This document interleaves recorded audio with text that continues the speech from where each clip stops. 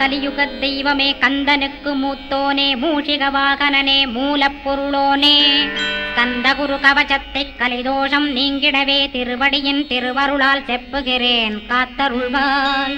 சித்தி விநாயக ஜயமருள் போற்றுகிறேன் சிற்பர கணபதே நற்கதியும் தந்தருள்வாய். கணபதி தாளினையை கருத்தினில் வைத்திட்டேன் அச்சம் தீர்த்தென்னை ரட்சித்திடுவீரே.